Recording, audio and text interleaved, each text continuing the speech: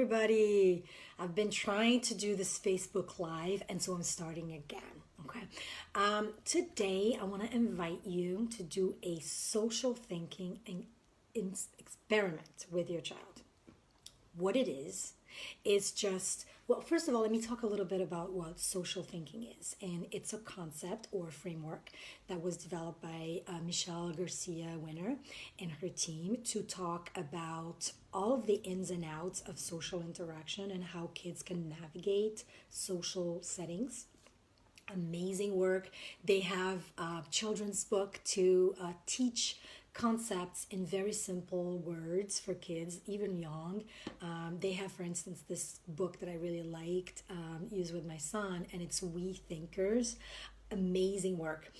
And so I pulled a lot of those research and resources, and I kind of wanted to do something that's super duper specific to gifted kids.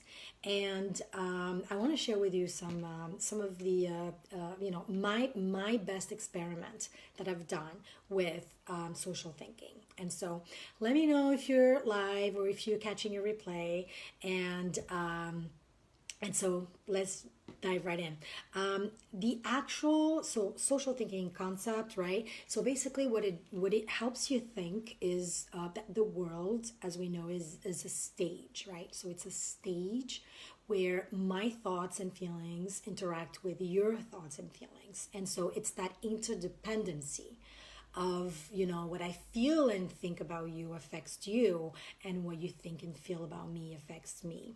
And often we don't teach those skills to really relate to others, because, and especially to gifted kids, because I think we feel they don't need it because they're so smart, they're so advanced, they should know everything, and we have this tendency to think that.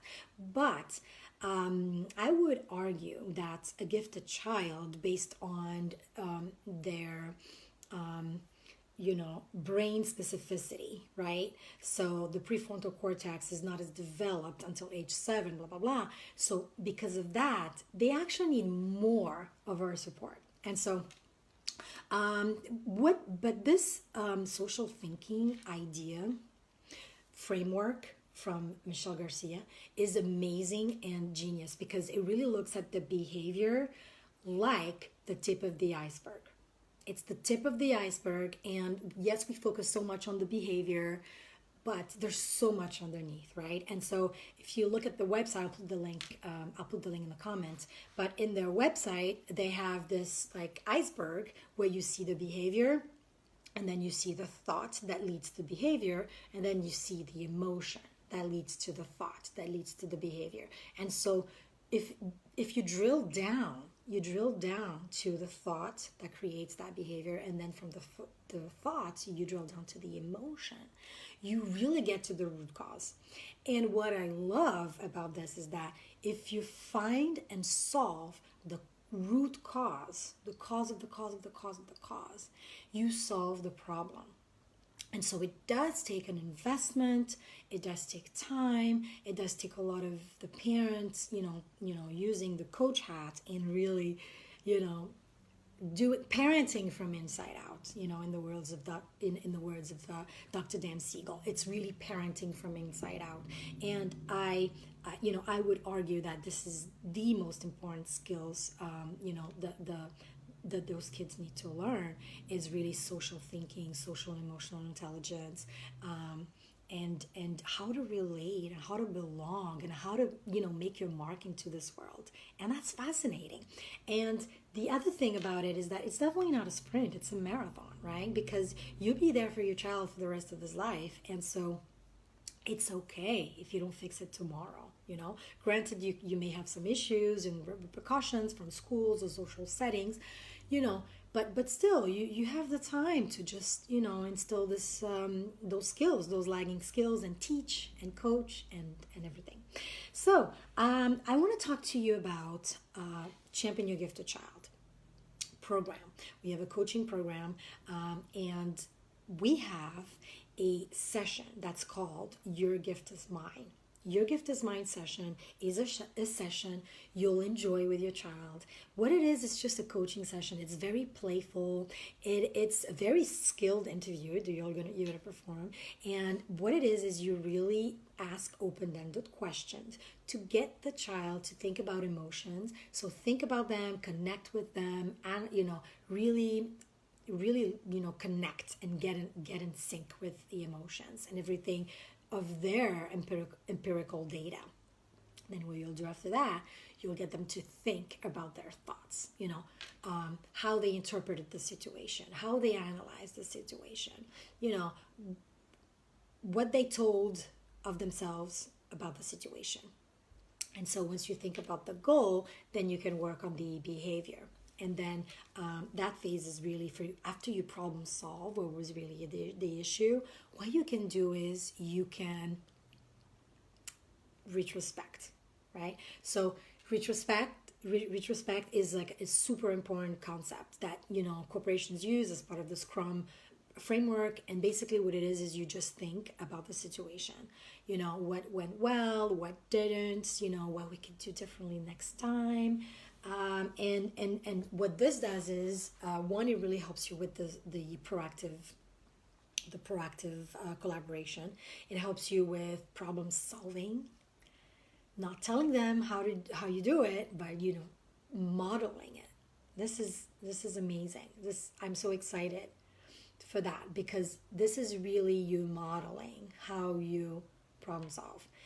And this is you saying, in the world, when we have a problem, we focus our emotions and thoughts to solve a problem together, right? We're going to look for win-win. We're going to look for, things that work for everyone, that involve everyone, that, integrate everyone's thoughts and feelings. And what this does too is that it really mitigates your child's anxiety. So your child's anxiety is that feeling that they don't belong, something's wrong, they don't know what, they don't know how to fit in, they don't know how to fix it, And so coming up with a process where they understand, hey, now we can use intelligence to really think proactively of problems, try to find solution to the problem proactively, or try to devise proactive strategies for the next time, for the next time they'll have that problem, because you bet they'll have that problem again. And so what is putting them it's putting them in the front seat. It's giving them tools to feel empowered, right? So get them to think about social interactions in advance, not when they're really upset, but after, and not when they're really disappointed of themselves, but after, proactively. It's a continuous, work, right? It's a marathon, not a sprint. Nobody's asking you to just do it like tomorrow, right? It's not. It's something that they learn. They'll see you do. They'll learn from you, and it's really an amazing gift for you to show your child you love them, with unconditional love, and then you're always going to be there for them. And so you build confidence, you mitigate anxiety, and you put them in the front seat to really get them to understand that social skills, are taught and acquired, no matter how long it takes. But, it's just a skill that you acquire, right? And so I also share, so I just put out my second podcast. I'm so excited.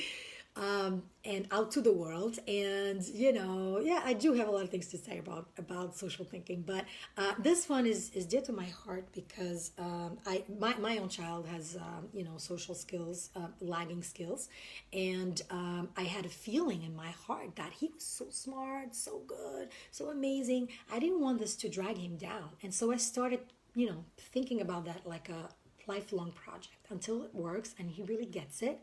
I'm just going to focus on that, right? So that was my thing. And so I also share in this podcast like a lot of tips, like, okay, make sure you act proactively, give yourself some time,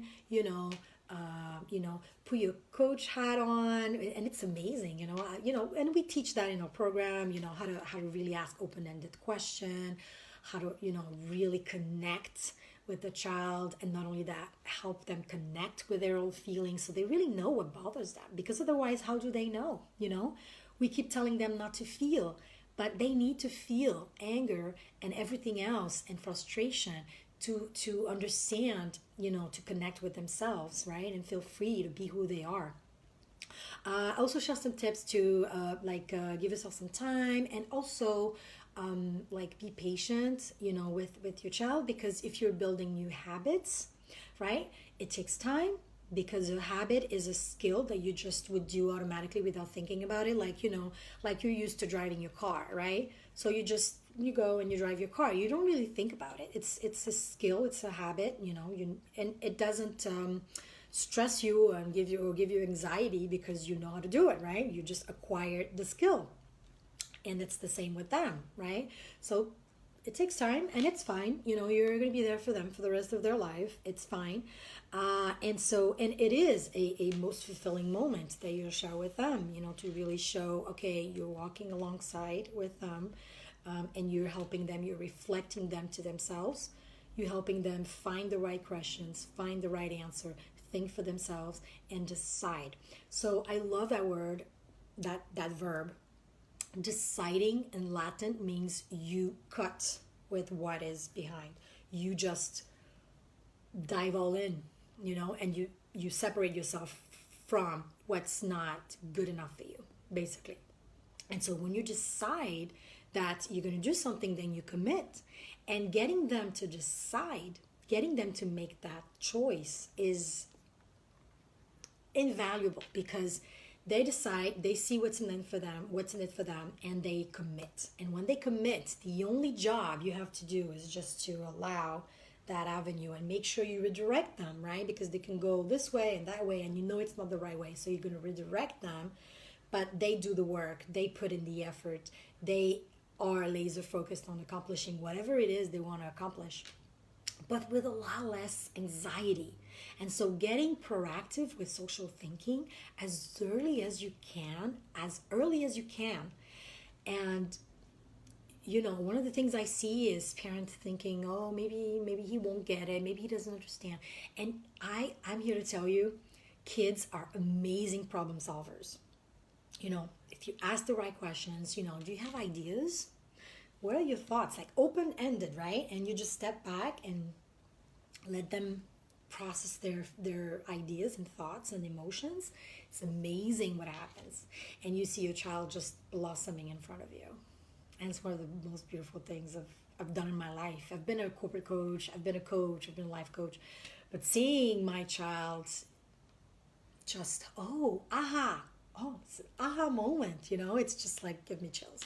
So anyway, I wanted to share with you, I'm going to put all the information. I hope this time I didn't record it the wrong way.